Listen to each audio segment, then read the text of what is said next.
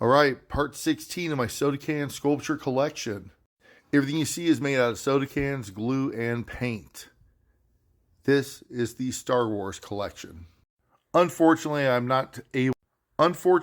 unable to take these out of the case. I'd like to reduce the glare and reflection, but simply can't because of the way they're mounted in here. We'll start at the beginning. One of the earliest projects I ever made was a TIE fighter. This TIE fighter is probably the third one that I've ever made because a couple people bought the first few. One special thing about this is each one of these individual panels have been coated with a gloss paint to make it look like they're solar panels. Doesn't really come through here, but I'm happy with the project. The second Star Wars thing I ever made was little R2-D2. And yes, the dome does turn, and it is made out of aluminum. I hammered out the aluminum to get that dome. Once I made that, I built R2 around it. The next one is near and dear to my heart because it's one of the first humanoid sculptures I ever made. And it's certainly one of my favorites. I really love the fact that you could see the legs are skinnier, and then I overlaid the armor suit that theme carries on with the arms, both legs. And I think it came out okay. What collection would be complete without the man himself? Darth Vader. This was a challenge because all black is hard to put any detail, but I think it worked out. Next up, we have the Mandalorian. This thing really pops in my opinion. I wanted it to be really well done, and I was quite happy with the end results. Little things I love about it: the fingertips sticking out of the gloves. Like even the shoes, the boots look pretty good in my opinion. Those feet look a lot better than the Stormtroopers' square blocky feet or Darth Vader's horrible feet. I just really wanted this to look more organic, like even giving him a sense of motion in the way I posed it, like he's actually walking. Of course, we have to have the Razor Crest, and this thing does have lights built into the engines, the cockpit, and even in the cargo loading area. This was a challenging build to get the angles right, and honestly, it's still not perfect. I really would like to come revisit this one day and do a better job. Next up, we have a lightsaber.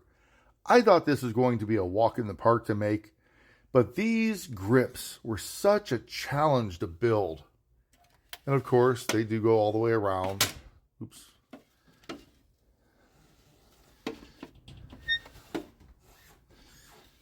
Forgive my squeaky wood floors in my house.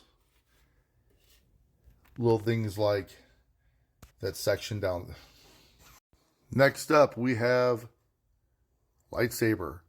I really thought this was going to be easy to make, but as usual, quite challenging, especially with making the grip here and getting proper angles. This thing was actually a nuisance to build, but I did build it in such a way where it can be wielded, and you see the detail.